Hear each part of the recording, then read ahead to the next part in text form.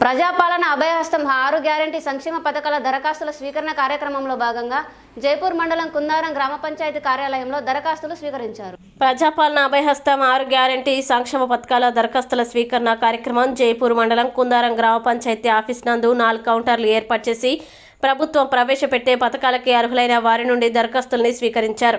ఈ కార్యక్రమంలో sarpanch Izzagiri Sammaiah, MPTC Racharla Satish, single window vice chairman Santosham Chandrashekar, ఉప సర్పంచ్ రామటెంకి ఉమా ముఖ్య అతిథులుగా పాల్గొన్నారు. ఈ సందర్భంగా ఎంఆర్ఓ రమేష్ మాట్లాడుతూ ఈ నెల 28వ తారీఖు నుండి జనవరి 6 వరకు జైపూర్ మండల కేంద్రం పరిధిలోని గ్రామాల్లో అభయహస్తం 6 గ్యారంటీ సంక్షేమ పథకాల కొరకు అర్హులైన వారి నుండి దరఖాస్తులు స్వీకరిస్తున్నామని తెలిపారు. తెలంగాణ ప్రభుత్వం ప్రవేశపెట్టిన మహాలక్ష్మి, రైతు భరోసా, గృహజ్యోతి, ఇందిరమ్మ ఇండ్లు, చేయూత పథకాల కోసం అర్హులైన ప్రతి ఒక్కరూ దరఖాస్తు చేసుకోవాలని ప్రకటించారు. ప్రజాపాలన కార్యక్రమంలో భాగంగా 5 పథకాల్లో ఇదివరకే లబ్ధి పొందుతున్న వారు మళ్లీ దరఖాస్తు చేసుకునే అవసరం లేదని సూచించారు. ప్రజాపాలనలోని 5 పథకాలకి సంబంధించిన నిస్సహాయులైన ప్రజలు ఏ పథకానికి అర్హులో ఆ పథకానికి మాత్రమే దరఖాస్తు చేసుకోవాలని తెలిపారు. రేషన్ కార్డు లేని వారు, కొత్తగా రేషన్ కార్డులో పేరు నమోదు చేసుకునేవారు ప్రభుత్వ ఆదేశాలతో ప్రజలకి అవకాశం కల్పించినప్పుడే అనుసరించాలని పేర్కొన్నారు.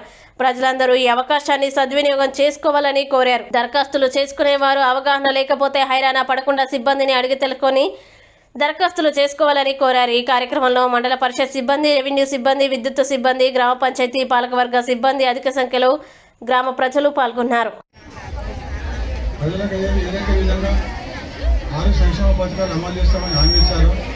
ఆ హామీలలో భాగంగా ఈరోజు మనం 28వ తారీఖు నుండి 6వ తారీఖు వరకు ప్రజాపాలన కార్యక్రమం నిర్వహించడం జరిగింది. ఆ ప్రజాపాలన కార్యక్రమంలో భాగంగా మనం ఈరోజు కుందారం గ్రామంలో సభ నిర్వహించుకుంటున్నాము. మరి సభకు అధ్యక్షత వహించినటువంటి గౌరవ సర్పంచ్ గారికి, ఎంపీటీసీ గారికి, అదేవిధంగా వైస్ చైర్మన్ గారికి, ఇచ్చేసినటువంటి వార్డు సభ్యులకు, మిగతా ప్రజాప్రతినిధులకు, అదేవిధంగా కుందారం గ్రామ ప్రజలందరికీ కూడా నా యొక్క నమస్కారాలు తెలియజేసుకుంటున్నాను. ఇంతకుముందు మనకు చెప్పినట్టుగా ఈ 5 పథకాలు మీకు వర్తింపజేయాలంటే మీరు ఆ ఫారంలో తెలియజేసినట్టుగా 5 పథకాలలో ఏ పథకానికి మీరు అర్హులవుతారో ఆ పథకానికి మాత్రమే టిక్ చేయాలి. గతంలో మీకు రైతు బంధు వస్తుంది అనుకోండి, ఈ రైతు భరోసా నింపాల్సిన అవసరం లేదు. గతంలో పెన్షన్ వస్తుంది అనుకోండి, చేయూత కార్యక్రమం కింద ఆ పథకాలు నింపాల్సిన అవసరం లేదు.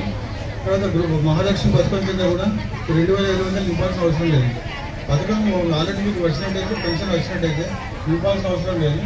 మీరు ఏదైతే పథకానికి దీపం ఉందనుకోండి, దీపం మీద 500 సబ్సిడీ కావాలనుకోండి, ఆ పథకం మాత్రమే నింపాలి.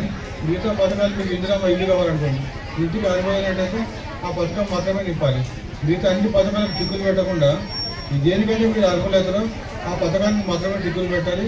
దానికి సంబంధించి రేషన్ కార్డు ఉంటే రేషన్ కార్డు ప్రతి జతపరచాలి. అదేవిధంగా ఆధార్ ఉన్నట్టు ఆధార్ కూడా జతపరచాలి. 2 మాత్రమే జతపరచాలి. ఇంకొకటి ఏంటంటే నూతనంగా రేషన్ కార్డు దరఖాస్తు మనం తీసుకుంటాము. నూతనంగా దరఖాస్తు ప్రభుత్వం ఎప్పుడైతే మనకు పిలిపిస్తుందో అప్పుడు మాత్రమే నూతనంగా రేషన్ కార్డ్స్ వరకు దరఖాస్తు తీసుకున్నాం. అదేవిధంగా మన కుటుంబ సభ్యులు కూడా కొంతమంది మన కుటుంబ సభ్యుల పేరు కూడా రేషన్ కార్డులో రాలేదు. అది కూడా మనకు ప్రభుత్వం ఒకసారి అవకాశం కల్పిస్తుంది. అవకాశం కల్పించినప్పుడు మాత్రమే మనం దాన్ని ఫారం ఇవ్వాల్సి ఉంటుంది, కుటుంబ సభ్యుల వివరాలు ఇవ్వాల్సి ఉంటుంది. ఇప్పుడు మనకు ఆ కుటుంబ సభ్యుల వివరాలు కానీ రేషన్ కార్డు ఇవ్వడం లేదు. కాబట్టి దయచేసి ప్రజలందరూ అర్థం చేసుకోవాలని కోరుతున్నాను. కేవలం రేషన్ కార్డు ఉన్నట్టయితే రేషన్ కార్డు ఉన్నది, ఆ కార్డు నెంబర్ రాయండి. రేషన్ కార్డు లేదు అయితే లేదు అని రాయండి. తర్వాత దానికి ప్రతి జతపరచండి, ఆధార్ కార్డు జతపరచండి, అది రాయండి. విద్యుత్కు సంబంధించి విద్యుత్ బిల్లు ఇంతకుముందు మన వాళ్ళు చెప్పారు కాబట్టి ఆ విద్యుత్ బిల్ నెంబర్ రాస్తే సరిపోతుంది. మరి ప్రజలందరూ కూడా ఈ యొక్క అవకాశాన్ని తీసుకొని మన ప్రభుత్వం నుండి వచ్చేటువంటి సంక్షేమ పథకాలను సద్వినియోగం చేసుకొని దరఖాస్తు పూర్తి స్థాయిలో మీకు అవగాహన లేకపోతే మమ్మల్ని అడగండి, మేము చెప్తాము.